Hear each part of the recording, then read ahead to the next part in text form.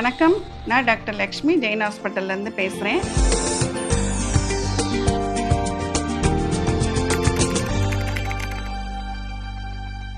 Okay. Fibroid கட்டிங்கிறது யூட்ரஸில் வர ஒரு கட்டி.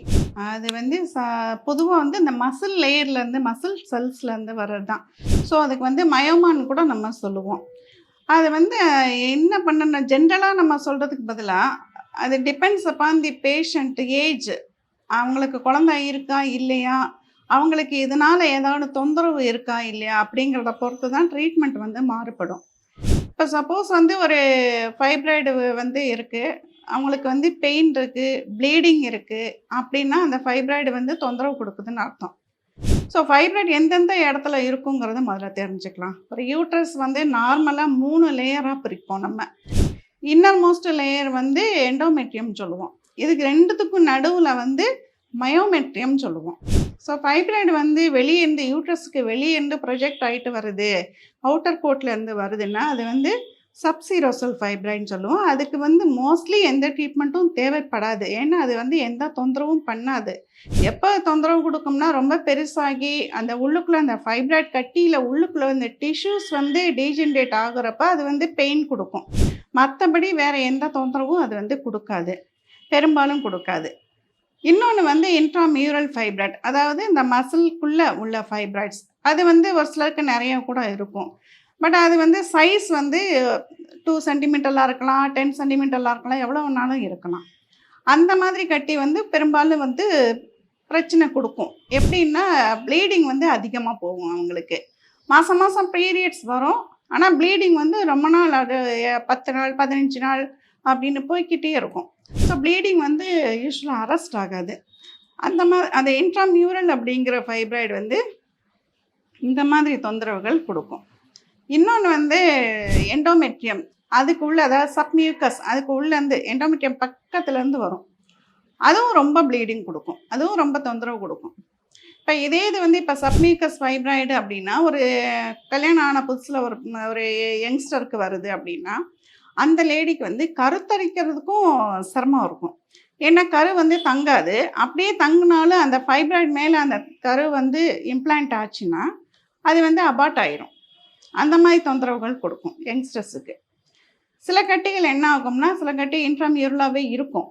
ஆனால் அது அந்த டியூப், யூட்ரஸ்லேருந்து 2 சைட் ஃபெலோப்பியன் டியூப் போகும் இல்லையா, அந்த டியூப் போகிற பாதையை அடைச்சிக்கிட்டு அந்த ஃபைப்ராய்டு இருக்கும். ஸோ அவங்களாலேயும் கருத்தரிக்க முடியாது. ஸோ யங்ஸ்டர்ஸுக்கு இந்த மாதிரி பிரச்சனைகள் வரலாம். ப்ளீடிங்கும் வரலாம், கருத்தரிக்க முடியாமல் போகிறதுக்கு ஒரு காரணமாகவும் இருக்கலாம். இதே இது வெளியே ப்ளீடிங்கோ எதுவுமே தெரியாமல், ஆனால் சில ஃபைப்ராய்டு என்ன செய்யும்னா, பக்கத்தில் இருக்க பிளாடர் நீர்ப்பையோட கழுத்து பகுதியை போய் அழுத்திக்கிட்டு உட்காந்துருக்கும். ஸோ அவங்களுக்கு என்னன்னா யூரின் பாஸ் பண்ணவே முடியாது. யூரின் வர மாதிரி ஃபீலிங் இருக்கும், பட் போனால் முக்கினாலும் வராது. அதுக்கு பதிலாக அந்த பிளாடர் டிஸ்டன்ட் ஆகிட்டே போகும். அதுக்கு நம்ம அக்யூட் ரிட்டென்ஷன் ஆஃப் யூரின்னு சொல்லுவோம். அதை கத்தீட்ரு போட்டு தான் அந்த யூரினை வெளியேற்றணும். அந்த மாதிரி சுச்சுவேஷன் வரும் ஒரு சிலருக்கு. ஒரு சிலருக்கு அந்த ஃபைப்ராய்டு கட்டியே யூட்ரஸுக்கு சைட்லேருந்து வரும். அது போய் அந்த யூரிட்டர், அதாவது கிட்னியையும் பிளாடரையும் கனெக்ட் பண்ணுறதுக்கு ஒரு டியூப் இருக்கும். அதுக்கு பேர் யூரிட்டர்னு சொல்கிறது. நீர் தாரை, அந்த நீர் கிட்னிலேருந்து பிளாடருக்கு கொண்டு வர ஒரு டியூப், அதுக்கு பேர் யூரிட்டர். அந்த யூரிட்டரை போய் அழுத்திக்கிட்டு அந்த சைட்லேருந்து யூரின் வராது. யூரின் வராமல் அந்த கிட்னியே ஸ்வெல் ஆயிரும். ஹைட்ரோனெஃப்ரோசிஸ்ன்னு சொல்லுவோம். ஸோ அது ப்ரெஷர் எஃபெக்ட்னு சொல்கிறோம். இதெல்லாம் டைரெக்டாக பேஷண்ட்டுக்கு ப்ளீடிங் கொடுக்காம ப்ரெஷர் எஃபெக்ட், பக்கத்தில் என்ன ஆர்கன் இருக்கோ அதில் போய் ஒட்டி உட்காந்துக்கிட்டு அதை ப்ரெஷர் கொடுத்து அதுக்கான எஃபெக்ட் கொடுக்கறது.